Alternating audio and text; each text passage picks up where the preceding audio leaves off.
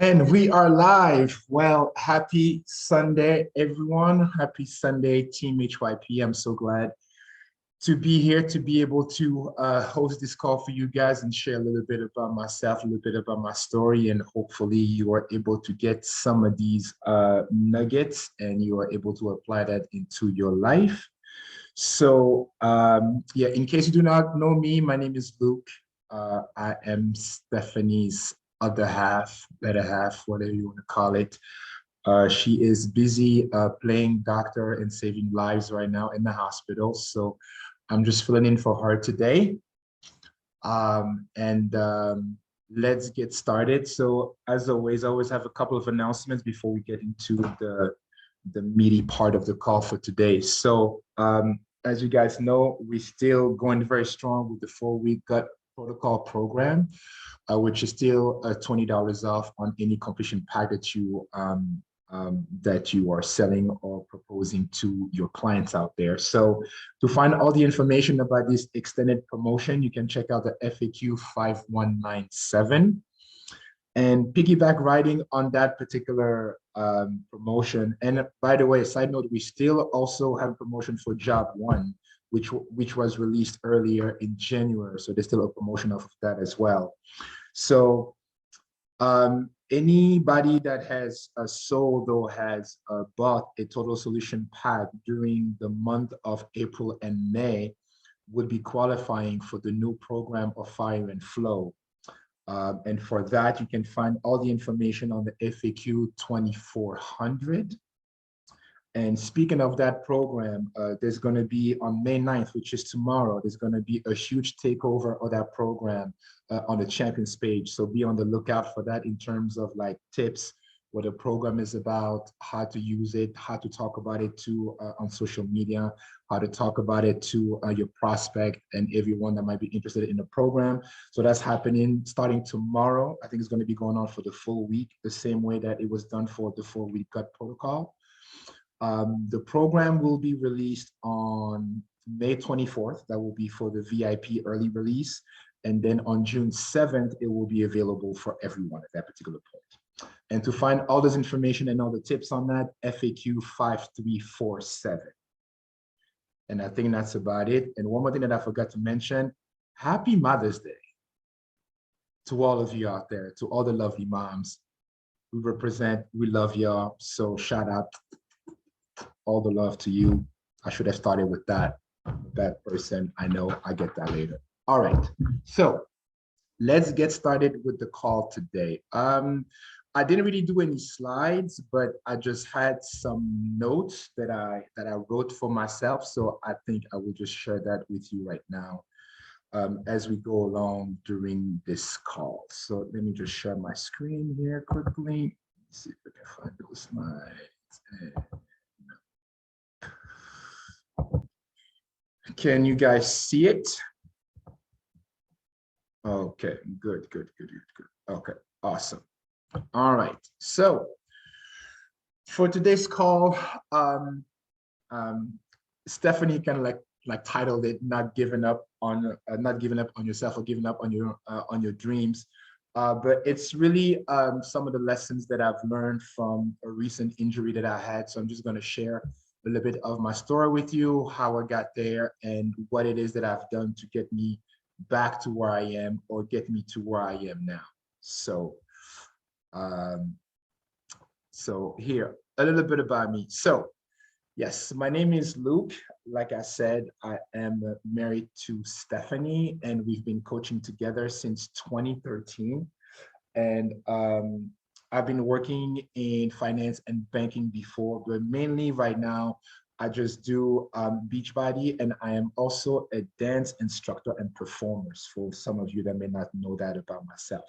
So I am trained in ballroom, I am trained in hip hop, I am trained in Latin dances and all that fun stuff. So I'm sure there are videos of me out there on social media just being goofy and performing and competing and dancing. I'm sure that if you follow Stephanie on her social media, in the morning when we do like a little dance routine, I may have made a guest appearances a couple of times here and there. So you would have seen some of the things that I do are just me goofing off a little bit. So anyway, back around May of 2021, with my dance mentor, we had outgrown the place where we were renting, where we were teaching all of our dance lessons and curriculum. And it was time for us to move on to a bigger and better facility so that we can provide more and get a bigger outreach for the community that we serve.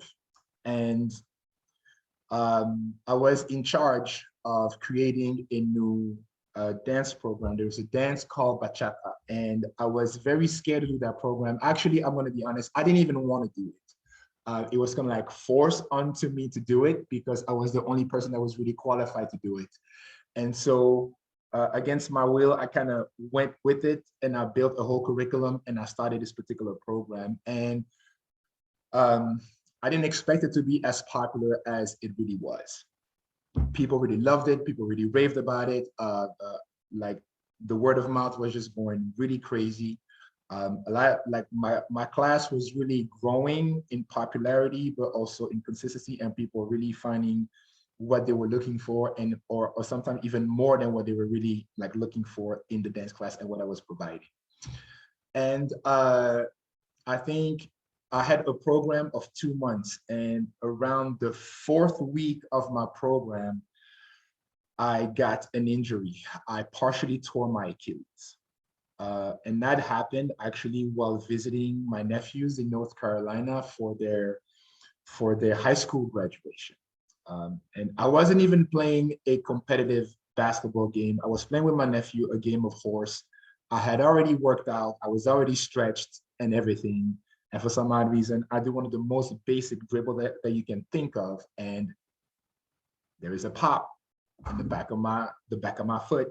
And I don't know what it is. It feels like a brick just hit you. And all of a sudden I'm on the floor, holding the back of my foot, wondering what's happened. Did I slip on anything? Whatever the case may be. So as soon as that happened, I'm on the floor. I grab my phone, call my wife because she's a doctor. Hey, I don't know what's going on. This hurts. It feels hot over here. What do you think this is?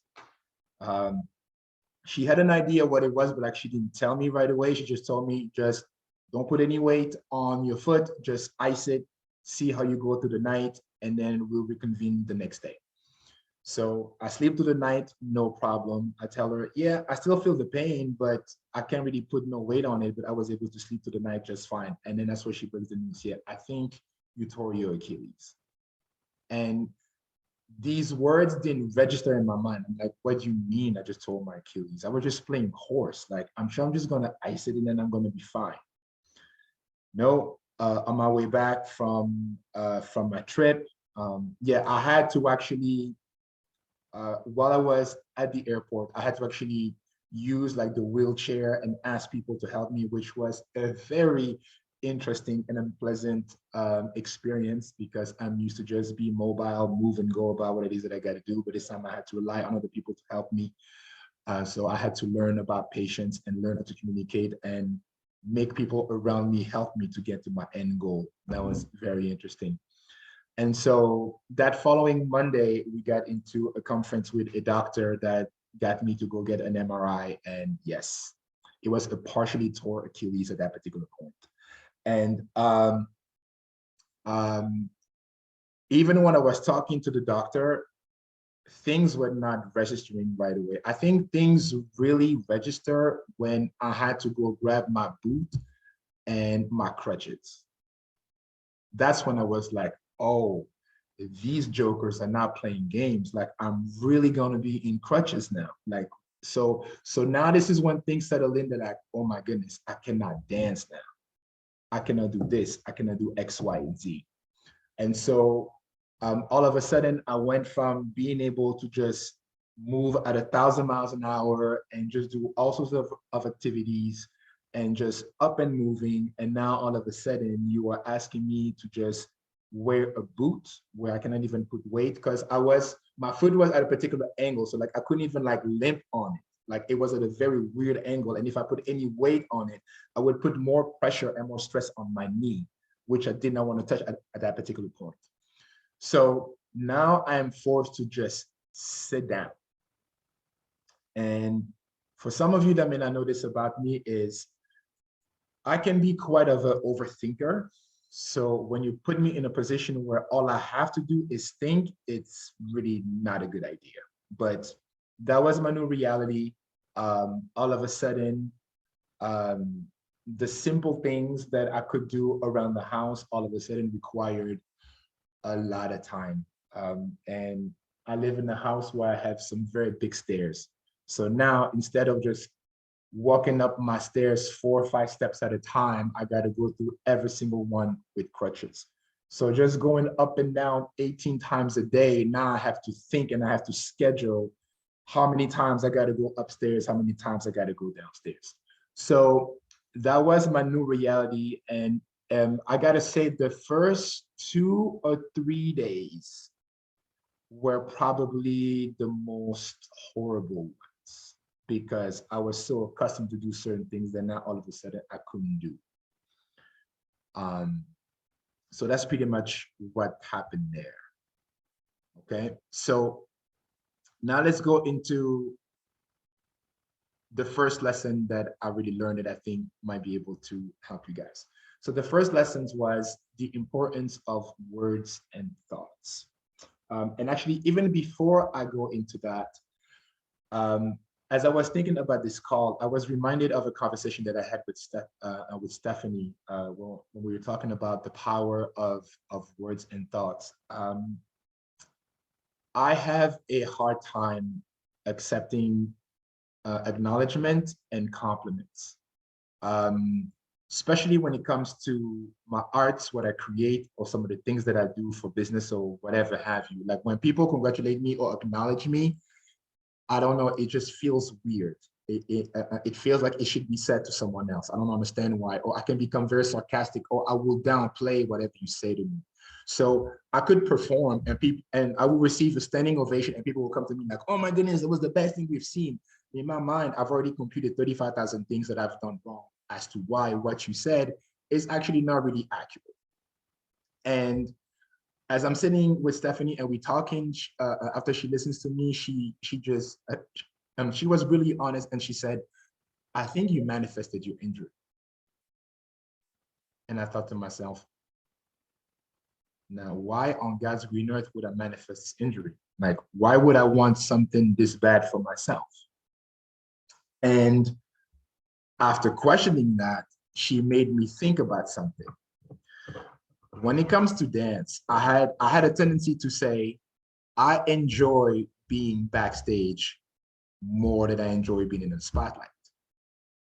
So by me saying that, and it's not so much that I don't enjoy the spotlight, it's just that I enjoy the process of creating. I enjoy what goes on in the whole process of preparing for a show or for a competition, all the fussing, all the fightings, all the mishaps, all the tricks that don't land very well, and all that good stuff. Like I enjoyed that time in the trenches because that buildup leads to only 2 or 3 minutes on stage, and then that's it.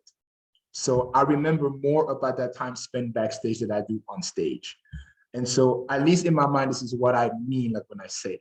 But when I say the words, I enjoy being backstage way more than in the spotlight, it means that when you are in a position now where the limelight is on you, at some point it's going to be taken away.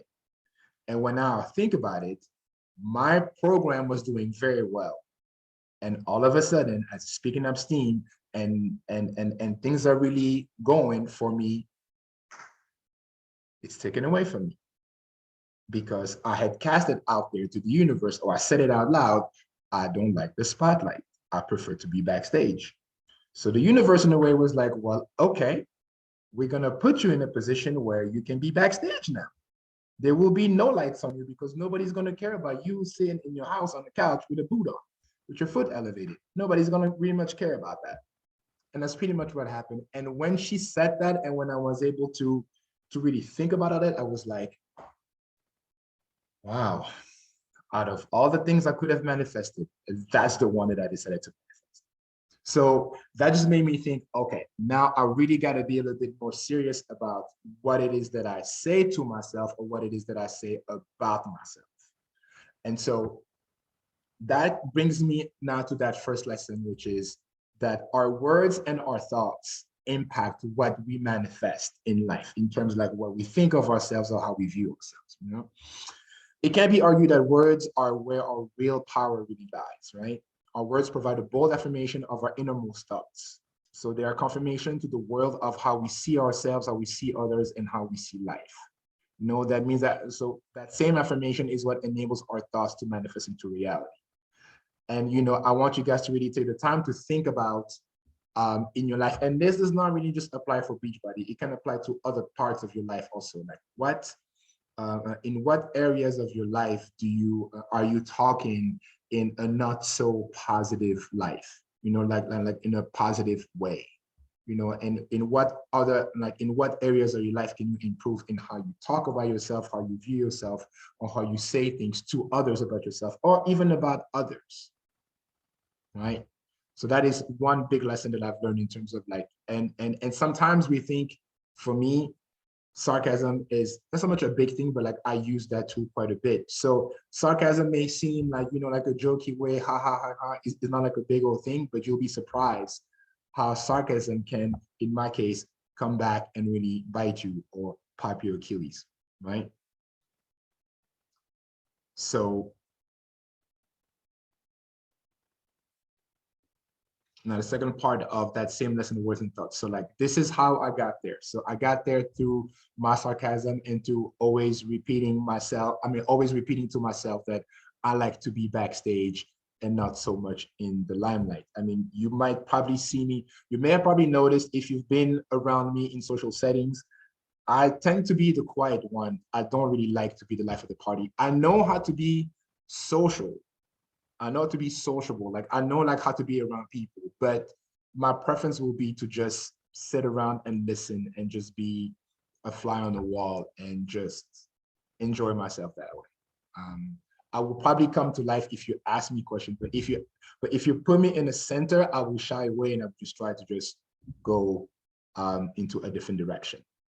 Um, and while thinking for this call, you know, I was reminded of something that Tony Robbins says in a lot of his events. And if you guys have had a chance to like read his book or like watch his documentary on Netflix or go to a live event, strongly recommend you to go see Tony Robbins' life-changing experience. And he has a quote that says that life happens for you, all right? It doesn't happen to you. So I'm not gonna lie, even though I had heard that sentence quite a lot, to hear that again after that injury made me mad. I'm like, okay, like I don't know what I'm gonna learn from this, or like what is, like why is this happening for me? I'm not so sure what I'm gonna gain from this. But again, from that conversation with my wife, when you have a gift, and I strongly believe that we have all been given a gift. We all have been given a gift. So if God has given you a gift, so since you have one, use it. Because if you don't use it, it can be taken away. And that doesn't mean that you no longer have it. Like let's say like if you develop the skills, it doesn't mean that you're no longer gonna be able to use it, but it may become like obsolete. So whatever skill you have, hone it, perfect it, grow it, and continue to use it. Otherwise, it can be taken away from you. So with that said, I repeat again, think about it in your life. How have you misused this powerful assets in your life, which is your gift of words and your thoughts? You know, think about that, whether it is your business, schools, relationship, whatever have you. How have you misused, or how have you downplay yourself or downgraded or spoken in a negative light about yourself?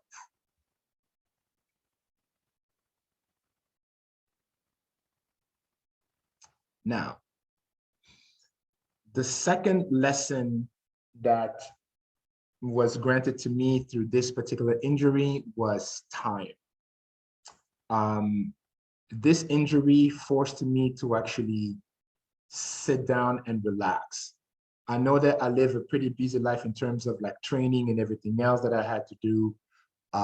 And this time around, I was given the opportunity to just relax. You know, I thought that I was taking some time off and some downtime, but now all I had was pretty much downtime. So it forced me to like really relax. And it was very interesting, like the first week following it, that like, oh my goodness, I thought that I was resting before, but I really wasn't. I was just taking like small little breaks here and there, but like nothing that really felt really restful. And this time around, I really had the time to really relax, rest, and breathe, and and and and to really analyze what was really happening to me, but most importantly, allowing my body to just be for once. Because I'm always going, training for this, developing this, increasing my strength and my range of motion in this in order to be able to do that, to go to like the next level whatsoever. And so within that time to relax, I was able to now see, okay, what season am I in? This is also another training from Tony Robbins here in terms of seasons. So obviously we know all the 4 seasons, you know, winter, spring, summer, fall. And so every single season is different. So now with my injury, I was now in my winter season. And so for every seasons, there are things that like you have to do. So now that for me that it is winter, it's pretty much a season where I get to be dormant, right? There's not really like a lot of growth. There's no harvest for me happening. There is really like nothing blossoming. This is like my winter for me. It's time for me to rest. But it is not also a season to not be inactive. Like even in the winter, even though things are dormant, things are not dead. And that's one thing that you really have to pay attention. Just because they're dormant, they are not dead. So, so that was a very big piece of information for me. And the seasons are not forever, right? Seasons are just something that just come and go. And so during those seasons, it is very important for you to just stay active and understand, okay, this is the season that I'm in. There is a next season there is a next season that will come after that. So how do I prepare myself for the next season that is coming in? And so something that I was reminded in some of the training that I've done in the past is that change is automatic, but not progress. And this is one of the reasons why in the season that you are in, you always got to prepare yourself for what is coming up next, because your body will change, situation will change, but you want to make sure that whatever change you are going through or whatever transition you are going through, you use that, or like you put it in a way where you are able to progress with it. You know, like in my situation, if I had become like lazy and not really done anything, it would have been very hard for me.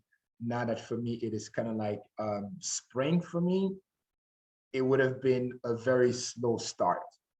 But during that dormant season, I kept myself very active, which I will discuss later on as to what it is that I did to get me to where I am.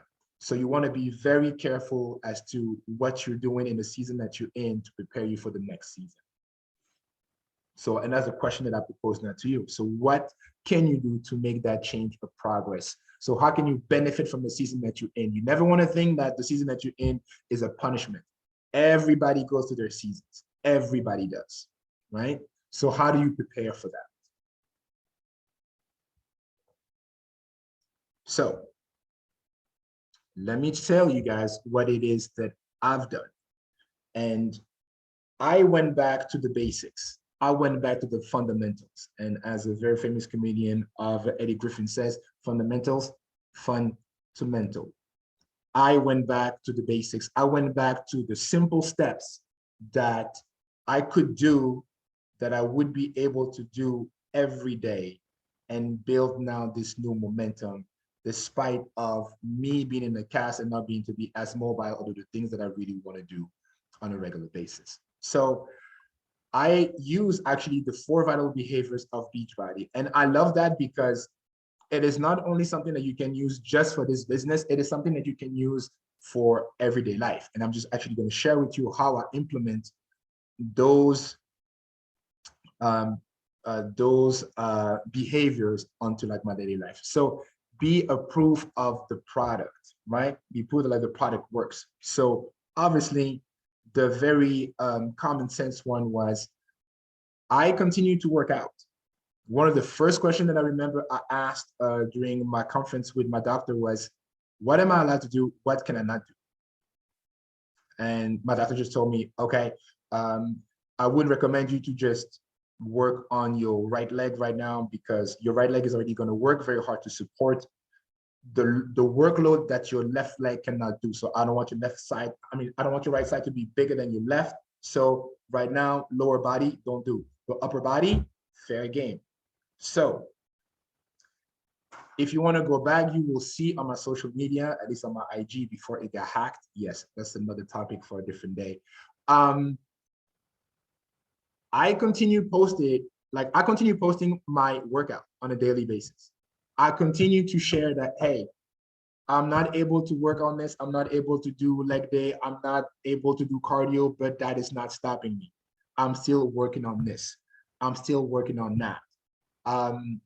I continue to work on training and mobility and range of motion and body movement for upper body when it comes to dance. I continue to do all those drills. I continue to really work on myself. But more importantly, and I kind of got to share this story because I think it's really funny, but it's tied to both recognition and also be proof of the product works. I allow myself, or at least I show people that I'm still proof of being a full-fledged functioning human being. Let me tell you what I mean by that. When during my injury, I remember Stephanie was gone. She was away on a trip for quite some time. And all of a sudden, I had to go do groceries. And I'm thinking to myself, do I really want to go do groceries right now? Like, I don't know how I'm going to carry like all the bags and with my crutches and all that good stuff. Like I had this whole scenario in my head. But to be perfectly honest with you, I was really judging people with disabilities and how they just go about life. And I became scared, or at least fearful, that when I was going to go to the store, I was going to be judged. Like people were just going to look at me like, oh, look at this guy in crutches. Like he can do this, he can do that. Like I really felt like the whole world was just going to stop what they were doing and just watch me and just point a finger and be like, hey, look at this guy. You know, like he's shopping for groceries, funny. And so I was petrified to just go to the supermarket and just not do whatever regular human being really does, which is when your fridge is empty, you just go buy more groceries and that's it. And so I finally mustered the strength to just go to the supermarket and just do groceries. And funny enough, nobody bothered me. But the most important thing is it's probably one of the best supermarket shopping experience I've had, because all of a sudden I treated my whole experience like a situation of a Super Mario Kart video game. I don't know if there are any like video game gamers out here, but why I'm saying this is because like in those carts for people like with disability that cannot walk, they have like a basket like where you can put all your groceries. And it really felt like that camera lens of the video game. And so I had like this fruit, like this star fruit. And I had like all these other fruit that looked like those objects that like you can throw at other people that are driving their cart in the game. That's literally what it felt like to me. And I was like, oh my goodness, this can be way more fun than I really thought it would. And but on the other side, people were also very helpful in terms of like if there are things like I couldn't get. People were so friendly in terms of like how to help me navigate this cart, because trust me, you need like a whole driving license for those carts. They are not as easy as you think they are. Like I don't know how many times I bump into people and like I knock myself like on the aisle, or like I accelerate too much and then I just bump somebody. Yeah, I was a hot mess. Like I was drunk and driving. I know I was. But I allow myself to just be like, no, I'm still a full-fledged functioning human being. I can still do these things. It's okay to ask for help. It's okay to let someone know that like, hey, those things that I used to do, I cannot do them. I need help. So I continue to be a proof that like I can still do these things, even though I gotta modify certain things. like we do in our workouts. We have to modify certain moves from time to time. So this is what I had to do. Second thing, invite. Same thing. I continued to share what it is that I was doing. I got to connect with a lot of people that have like lifelong disabilities, but still figured out a way to just get the job done. I continue to share my journey and invite people to just press play, to like put a step in front of the order, in front of the other, get up, do something, move. I just invite people into my journey to just do this with me because I needed all the support and all the love that I could get. I continue to do that. Oh, I forgot to erase that no season from my last slide. All right, that's not a viable behavior, so omit that. Personal development. One thing that I've done for that is actually I followed the path and the journey of athletes that like I look up to, from Kobe Bryant or Klay Thompson, people that have suffered injuries that have sidelining them for like 2 years. So for 2 years, those guys have like really shared their journey and what was their path to rehab and physical therapy in order for them to get back on the court and play again. But personal development for me was also a time to recommit to meditation again. That was very big for me. And also journaling, just be able to like express my thoughts and my feelings and what was going on at that particular moment. So that personal development to me like was very big, and always to connect with the community. That was very big for me. And for recognition, for me, I'm just going to keep it very simple. I learned how to celebrate some of the small things. So for example, the first week, as you learn how to navigate life with crutches and a boot, I celebrated myself from like learning how to actually walk comfortably with crutches. You guys think that like it is very simple to work with crutches? It's not. Like the first week I was hurting like on like my armpits because the rubbing of everything, it hurts, and all of a sudden it was very easy to be very down because the simple activities become almost like you got to prepare for it. Or like just like my morning routine, or to brush my teeth, and like how I got to stand on one leg now, or even like how to sleep. So I had to really congratulate myself on like those small things. Now the first couple of weeks or so just to get ready may take me like an hour and a half. Now all of a sudden it takes me only like 30 minutes. So learning how to congratulate myself, like, oh, I'm able to do this, or I'm able to like reshift my life or like my habits, and something like, oh, I don't have to go up and down 15 times throughout the day to go pick up something. I know how to, when I get ready from my bedroom, I grab everything I need so I can be downstairs for like the majority of the day and navigate everything that I got to do, and only go upstairs when I got to go to bed at the end of the day. Also, how do I balance myself in terms of like when I want to do dishes or whatever the case may be, and working out, and still be able to go outside and enjoy small walks and things like that. So I really learned how to congratulate myself and recognize all the small little victories that led me to this path to like recovery. Okay, does that make sense so far, what I'm sharing with you guys? Okay, awesome. And yes.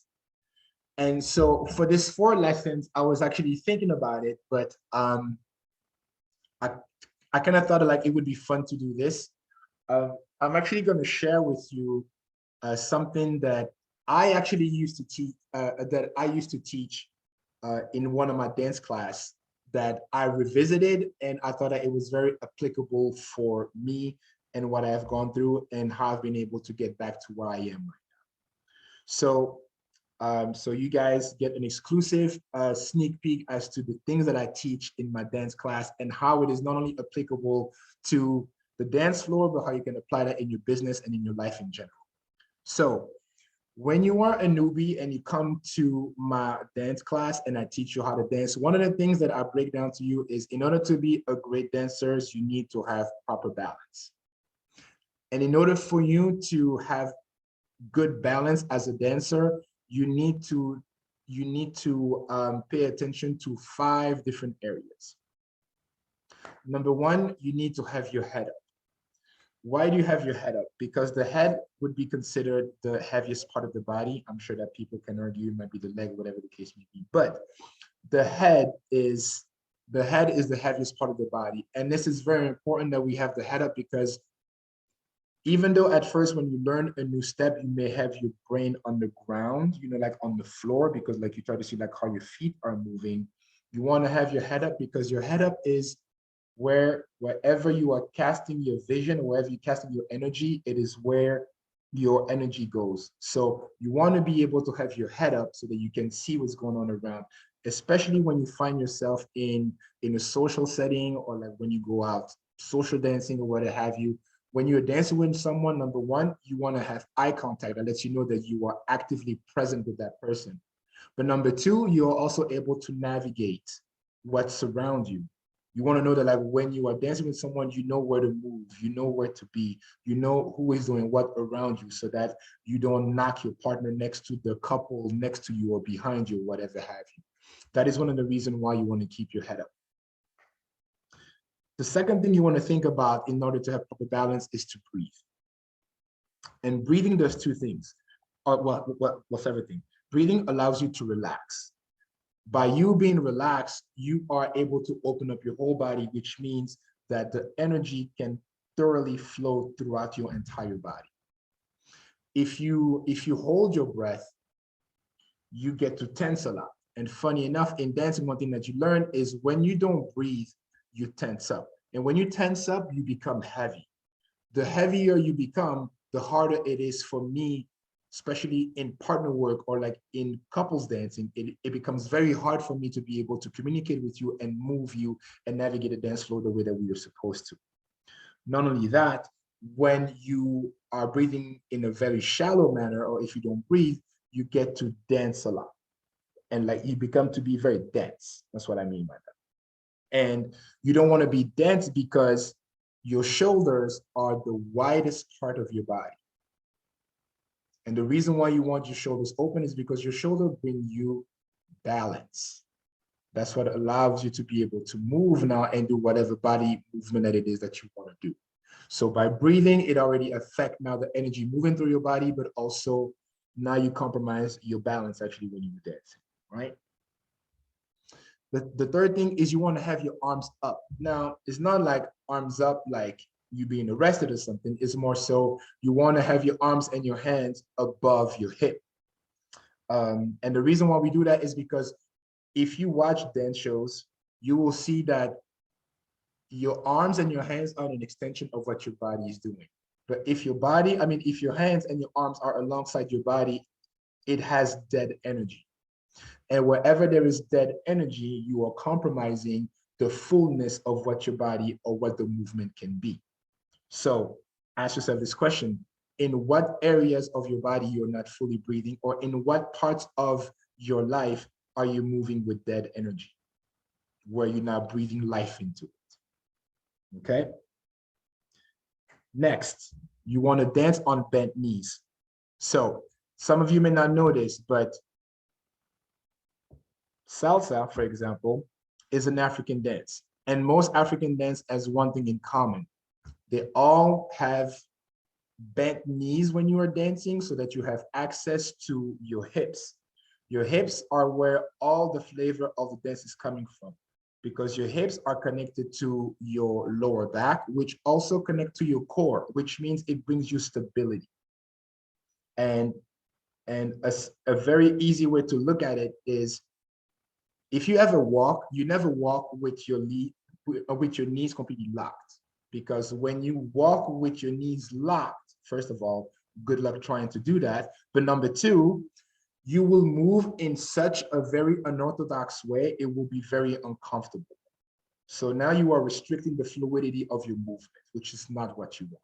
So by bending your knees, you get to have access to the fluidity of the movement, and things can really flow and really be very fluid in your movement and in your expression. And last but not least, You want to dance on the balls of your feet. Now, why do we do that? You want to dance, and by saying dancing on the balls of your feet, it doesn't mean that you are on the tippy toes like point like a ballet dancer, but just on the balls of your feet, so that we put our weight on that part of the foot because number one, it allows you to be light, but it also allows you the ability to shift and change direction as soon as the beat drop or as soon as there is a change in the tempo of the music. And I find this very interesting because as I'm just concluding here, like with my story, life may throw whatever curveball it may throw at you. And if life is this dance and if life is this music, you want to put yourself in the best position possible to be able to change position, to change step as soon as you possibly can. Because if you have your weight on your heel, this is what makes you actually slower. And this is what makes you also heavier. And you don't have as much balance for you to be able to spin and do whatever it is that you want to do. So basically, I went back and applied those very basic principles to my injury, which has helped me to build my confidence again and be able to look at the situation as not even as a negative, but more so as a break that I didn't even know that I desperately needed. And so I never really took the time to look down on myself and be like, whoa, oh my goodness, I can't do this. Everybody is out there.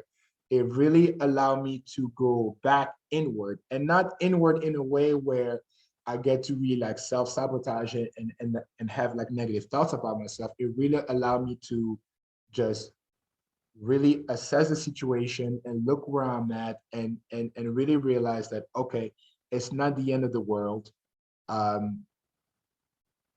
This demise or this particular obstacle would actually be a blessing to someone else. Like there is someone out there that is in a worse predicament than I am. So even in this accident, it could have been worse. Like I could have had a situation where my injury was so bad that now you have to amputate. Or it could have been even worse than that. I don't know. So with that in mind, I was like, okay, it could be worse. I still have the ability to do everything that I want to do. I have great support.